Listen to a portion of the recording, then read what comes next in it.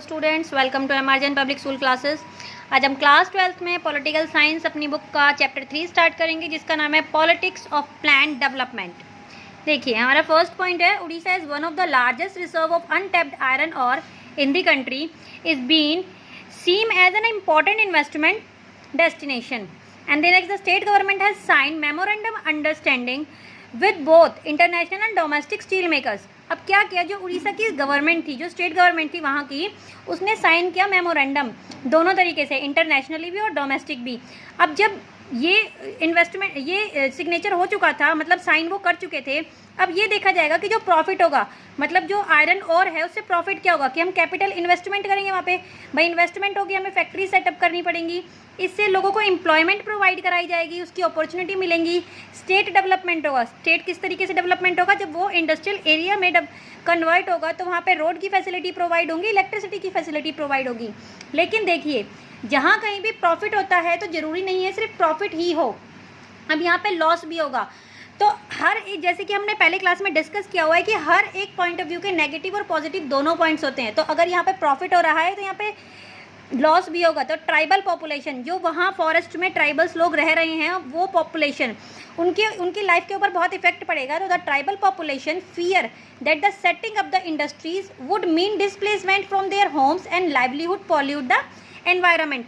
हमने 11th class में भी अपना एक चैप्टर पढ़ा था, उसमें डेवलपमेंट का जो चैप्टर था उसमें भी एक स्टोरी थी कि जब फॉरेस्ट में कुछ भी इंडस्ट्रीज़ वगैरह सेटअप करनी स्टार्ट की तो उनकी सबसे ज़्यादा इफेक्ट होती है ट्राइबल सोसाइटी। क्यों इफेक्ट होती है? क्योंकि उन्हें ये डर होता है कि अब इन्हें यहाँ से माइग्रेट किया जाएगा, तो इससे किस पे इफेक्ट पड़ेगा, उनके होम्स पे, उनके लाइवलीहुड पे, और स्पेशली इन्वायरमेंट भी पॉल्यूट हो गया, ऑब्वियस सी बात है। तो the central government feel that if the industry is not allowed it would set up a bad example and discourage investment in the country. तो ये चीज़ भी सेंट्रल गवर्नमेंट को फील हुई कि अगर हम ये सेटअप नहीं करते हैं तो ये एक बहुत गंदा बैड एग्जाम्पल होगा इन्वेस्टमेंट्स की, इसमें डिस्करेज होगी, इनकरेज की जगह हम उसे डिस्करेज करेंगे। तो in a democracy such major decision should be taken at the least approved by the people. तो क्योंकि हमारी कंट्री एक डेमोक्रेसी कंट्री है, तो हम यहाँ पर लोगों के, सिटीजन्स के, सभी के डिसीजन को लेके तभी एक फाइनल रिजल्ट पे पहुँचते हैं। तो डिस्कशन किया गया, decision should be taken at the least approved by the peoples. It is important to take advice from expert from the environmentalist. तो क्या देखा गया कि जो इन्वायरमेंटलिस्ट हैं उनसे एडवाइस ली जाए कि आगे हमें करना क्या है, किस तरीके से हम इस काम को प्रोसेस में आगे कंटिन्यू करेंगे। देखिए, हमारे इसमें चैप्टर में दो पार्टीज़ के बारे में डिस्कशन किया हुआ है, लेफ्ट एंड राइट। अब लेफ्ट पार्टी कौन सी है? वो पार्टीज़ होती हैं, वो लेफ्ट ऑप्शन रेफर्स होते हैं जो कि फेवर में होते हैं पुअर्स के, हेल्पलेस लोगों के, कि गवर्नमेंट इन्हें सपोर्ट करे, इनके लिए पॉलिसीज़ बनाए कि इन्हें हर एक तरीके से बेनिफिट्स हो।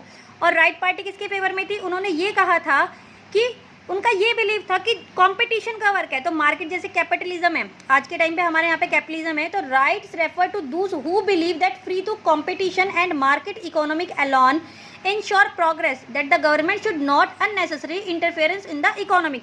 कि ये जो इकोनॉमिक प्रॉपर, जो ये हम इंडस्ट्री सेटअप करेंगे, इकोनॉमिक डेवलपमेंट होगी, तो इस चीज़ में हमें फ्रीली छोड़ देना चाहिए, इसमें इनका कोई इंटरफेरेंस नहीं होना चाहिए। तो ये दो तरीके की पार्टीज बनी हुई थी जिनके अलग अलग थॉट थे। एक तो फेवर में थे पुअर लोगों के, हेल्पलेस लोगों के, और सपोर्ट कर रहे थे कि गवर्नमेंट सपोर्ट करे अलग अलग पॉलिसीज़ के थ्रू, जिससे कि इन्हें बेनिफिट्स मिल सके। दूसरी तरफ ये क्या कह रहे थे, जो दूसरी पार्टी के लोग थे, कि नहीं, आपको क्या करना है, जो भी इकोनॉमिक डेवलपमेंट हो रही है, इकोनॉमिक तरीके से जो प्रोग्रेस होगी उसमें गवर्नमेंट को इंटरफेरेंस नहीं करना चाहिए। तो अब क्या होता है, डेवलपमेंट के आइडियाज़ लिए जाते हैं। The example of Orissa show that it is not enough to say that everyone wants to development. अब सिर्फ ये कह देने से कि सभी को डेवलपमेंट की नीड है, सभी को डेवलपमेंट चाहिए, जरूरी ये कहने से काम खत्म नहीं होगा। For example, development have been different meaning for different section of the people. हम डेवलपमेंट वाले चैप्टर में 11th क्लास में ये ऑलरेडी पढ़ चुके हैं कि डेवलपमेंट के अलग अलग मीनिंग होते हैं according to the people, according to the society of our society. ठीक है, तो for development have different meaning for different section of the people. After independence, India has two models: modern development, liberal capitalism model and the socialist model. तो जब हमारी country independence हो चुकी थी, उसके बाद दो मॉडल्स हमारे सामने आए थे। एक तो थे लिबरल कैपिटलिज्म मॉडल और दूसरा था सोशलिस्ट मॉडल। यानी कि तो but India did not adopt these two models, लेकिन इंडिया ने इन दोनों मॉडल्स को अडॉप्ट नहीं किया था। अब ये जो वर्ड है यहाँ पर मॉडर्न डेवलपमेंट, मॉडर्न डेवलपमेंट का मतलब है, देखिए हम क्या कहते हैं कि कोई लोग जैसे कि विलेजेस के और अर्बन एरिया के लोग को ले लेते हैं, क्या बोला जाता है कि अर्बन एरिया के लोग बहुत ज़्यादा मॉडर्न है, क्योंकि वो उनमें बहुत ज़्यादा चेंजेस आ चुके हैं। तो हमने डेवलपमेंट वर्ड को इक्वालिटी दे दी है मॉडर्न से, कि अगर वो मॉडर्न है इट मीन्स उनके अंदर डेवलपमेंट आ चुकी है। तो इसी तरीके से यहाँ बोल सकते हैं इंडिया है two models for development, modern development. First the liberal capitalism model and the another is socialist model, but India did not adopt these two models, India ने मॉडल्स अडॉप्ट नहीं किए थे। India adopt mixed economic, mixed economic क्या है, that is some point taken out from the capitalism and some for socialism, यानी कि इन दोनों को अडॉप्ट ना करके इन दोनों का मिक्सचर अडॉप्ट किया, दोनों को लेके एक मिक्स इकोनॉमिक ली कि हम यहाँ पे कैपिटलिज्म को भी फॉलो करेंगे और यहाँ पे सोशलिज्म को भी फॉलो करेंगे। ये दोनों चीज़ें कैपिटलिज्म और सोशलिज्म हम अपनी दूसरी बुक में, जो हमारी कॉन्टेम्प्रेरी वर्ल्ड की बुक थी, उसमें हम लेसन फर्स्ट जो हमने कोल्ड वॉर चैप्टर पढ़ा था उसमें हम दोनों का मीनिंग अच्छे से समझ चुके थे, एक्सप्लेन कर चुके थे। तो यहाँ पे आई डोंट थिंक सो कि आपको इनका मीनिंग एक्सप्लेन करने की नीड है। तो हमारे इंडिया ने कैसी इकोनॉमिक को अडॉप्ट किया, मिक्स को, मिक्स में किसमें, कैपिटलिज्म को भी और सोशलिज्म को भी। अब देखिए नेक्स्ट है बॉम्बे प्लान। अब ये बॉम्बे प्लान क्या है, a section of a big industrialist got together in 1944 and draft a joint proposal for setting up a planned economic in the country, it was called a Bombay plan. यानी कि अपनी country की economic के लिए हमने एक प्रपोजल प्लान किया और उसके ऊपर उसे ड्राफ्ट किया, ठीक है। A section of a big industrialist got together, मिल के इन लोगों ने, बिग इंडस्ट्रियलिस्ट ने मिल के 1944 में ड्राफ्ट किया कि जॉइंट प्रपोजल बनाएंगे, किसके लिए, प्लान किया इकोनॉमिक, अपनी कंट्री की इकोनॉमिक के लिए। तो इसे हमने बॉम्बे प्लान के नाम से जाना जाता है। तो the Bombay plan wanted the state to take major initiative in industries and other economic investment. तो बॉम्बे प्लान क्या चाहता था कि स्टेट गवर्नमेंट भी हमारे इनिशिएटिव ले इंडस्ट्रीज में और अदर इकोनॉमिक इन्वेस्टमेंट में। उसके बाद क्या होता है, देखिए प्लानिंग कमीशन बनता है, जैसे कि हमने 8th क्लास में पढ़ा हुआ है। 5 ईयर आफ्टर इंडिपेंडेंस हमारी गवर्नमेंट ने 5 ईयर प्लानिंग कमीशन को वो किया था, कंटिन्यू करा था हमारे यहाँ पे। यूएसएसआर से हमने ये लिया था, यूएसएसआर में भी 5 ईयर प्लानिंग को अडॉप्ट किया था, तो इंडिया ने भी 5 ईयर प्लानिंग को अडॉप्ट किया। तो the planning commission was setup in March 1950। The chairman of the planning commission के जो चेयरमैन थे वो हमारे प्राइम मिनिस्टर थे। India adopt 5 year plan from USSR. The government of India prepared a document that has plan for all this income and expenditure for the next 5 year. तो proper एक document ready किया गया कि हमें कहाँ कहाँ पे अमाउंट को एक्सपेंड करना है, कहाँ कहाँ अमाउंट को लगाना है और वहाँ से हमें कितनी इनकम मिलेगी, हमारी कितनी उससे नीड फुलफिल होंगी और हमें कितनी इकोनॉमिक कंडीशन हमारी इंप्रूव होगी। तो प्रॉपर डॉक्यूमेंट्स रेडी करे गए, प्रॉपर प्लान बनाया गया कि किस तरीके से स्टेप टू स्टेप हम लोग काम करेंगे। पूरा बजट बनाया गया था, budget of the central and all states government is divide into 2 parts. तो ये 2 पार्ट में डिवाइड हो गया था, जैसे कि हमारे यहाँ पर फिर 2 टाइप्स की गवर्नमेंट है, स्टेट गवर्नमेंट और सेंट्रल गवर्नमेंट। तो दोनों गवर्नमेंट्स में ये बजट 2 है वो डिवाइड हो गया।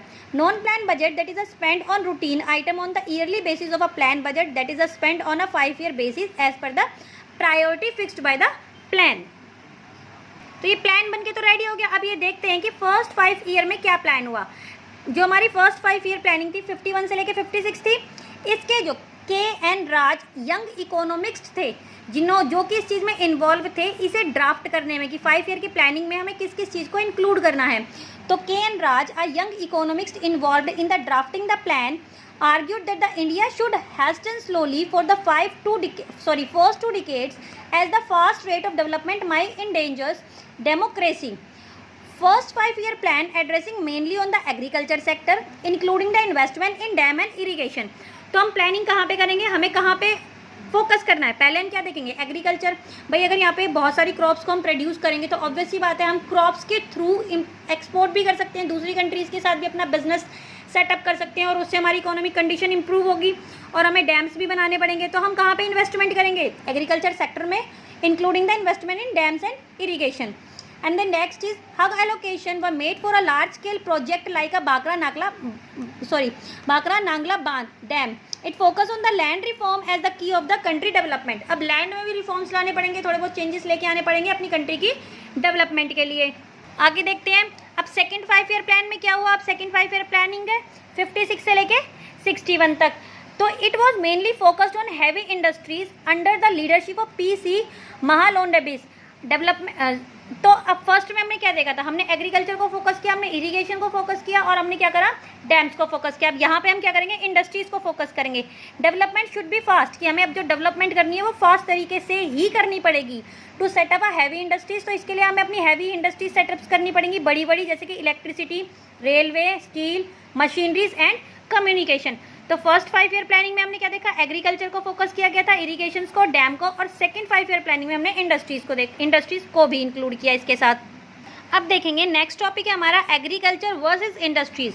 क्या था कि क्वेश्चंस था, एक क्वेश्चन आया कि main question arose the more resources should be use in agriculture sector और इंडस्ट्रियल सेक्टर, यानी कुछ तो रिसोर्सेज जो हमें प्रोवाइड हो रहे हैं, कुछ तो एग्रीकल्चर से हो रहे हैं, कुछ इंडस्ट्रीज से हो रहे हैं। तो क्या हुआ? कुछ पीपल्स ने, some peoples are focusing on agriculture and some peoples are focus on the industries. तो Chaudhary Charan Singh the Congress leaders who'd later broken from the party of form Bharatiya Lok Dal emphasis on the agriculture sector. And the next is some people feel that without industrialization poor people cannot be rise above the poverty line. तो obvious है अगर industrialization नहीं होगी तो poor peoples वो नहीं कर पाएंगे, मतलब आगे डेवलप नहीं कर पाएंगे, उनकी लाइफ से जो ये पॉवर्टी है वो पॉवर्टी को हम रिमूव नहीं कर पाएंगे। तो हम इसमें एक एग्जांपल देखते हैं। केरला का एक मॉडल केरला मॉडल दिया गया है, मतलब केरला का एक एग्जांपल दिया गया है। The Kerala model is a name given the path of planning and development chartered by the state of Kerala. अब there was been a focus, इन्होंने सिर्फ किसके ऊपर फोकस किया? इन्होंने फोकस किया एजुकेशन के ऊपर, health, land reforms, effective food distribution and the poverty alleviation. तो केरला की जो गवर्नमेंट थी उन्होंने क्या देखा कि हम यहाँ सभी को एजुकेशन प्रोवाइड करेंगे, अच्छी से अच्छी एजुकेशन प्रोवाइड करेंगे, हम अपने सिटीजन्स की हेल्थ का ध्यान रखेंगे, लैंड में रिफॉर्म्स, लैंड में चेंजेस लेके आएंगे, अच्छी से अच्छी वैरायटी क्रॉप को हम प्रोड्यूस करेंगे, इफेक्टिव फूड डिस्ट्रीब्यूशन करेंगे और पॉवर्टी को रिड्यूस करने की कोशिश करेंगे। केरला ने अचीव की 100% लिटरेसी रेट। केरला का अगर हम एट प्रेजेंट आज के टाइम पे भी देखते हैं तो लिटरेसी रेट जो है वो बहुत पूरी कंट्री का सबसे हाई हमें केरला में मिलता है। तो low infant and female mortality भी मिलेगी, low birth rates and high access of medical care. तो ये केरला का हमने मॉडल देखा कि केरला ने सिर्फ फोकस करा इन सारी चीज़ों के ऊपर। अब देखिए इंडस्ट्रीज तो सेटअप हो चुकी थी, अब इंडस्ट्रीज में ये था पब्लिकली भी सेटअप होंगे और प्राइवेटली भी। पब्लिकली तो हो गई गवर्नमेंट के, जो गवर्नमेंट करेगी, ठीक है, और प्राइवेटली इंडिविजुअली हम अपना इन्वेस्ट करके एक सेक्टर में इन्वेस्ट कर रहे हैं और अपनी कंट्री को सेटअप कर रहे हैं। तो जैसे कि हमने पहले पढ़ा कि इंडिया ने अडॉप्ट की थी मिक्स इकोनॉमी कैसे कि यहाँ पे कैपिटलिज्म भी होगा और यहाँ पे सोशलिज्म भी होगा। तो India adopt the mix economic a mixed model citizen from both the left and rights. इसमें दोनों तरीके के लोगों की सोच थी, यानी कि जो अभी हमने लेफ्ट और राइट लोगों के थॉट्स पढ़े थे, आइडियोलॉजी पढ़ी थी, वो दोनों थी। इसके अंदर मिक्स मॉडल होगा। तो criticise argue that the government did not focus on the private sector by the creating enough hurdles for the private capital specially by the installing the system of licence the state policies to restrict import to goods that could be produced in the domestic market with the little or no competition, quality was poor and product was costly. Criticism pointed out that the state did not spend any significant amount of public education and health care. Poverty did not decline. तो ये सारे points हमने इसमें देखे कि public versus private sectors में क्या क्या हुआ। अब हमने इतने सारे अपने इसमें कंट्री में डेवलपमेंट के लिए काम किए, इसमें आउटकम निकल के क्या है? आउटकम ये निकल के आते हैं कि लार्जेस्ट डेवलपमेंट प्रोजेक्ट जो हमने इंक्लूड किया था, फर्स्ट जो हमारा था फर्स्ट 5 ईयर प्लानिंग में क्या था? हमने डैम इरिगेशन को जो देखा था, तो dam like Bhakra Nangal and the Hirakud for irrigation and power generation. हमने डैम्स बनाए जिनसे कि पावर जनरेट की गई, यानी कि इलेक्ट्रिसिटी को प्रोड्यूस किया गया।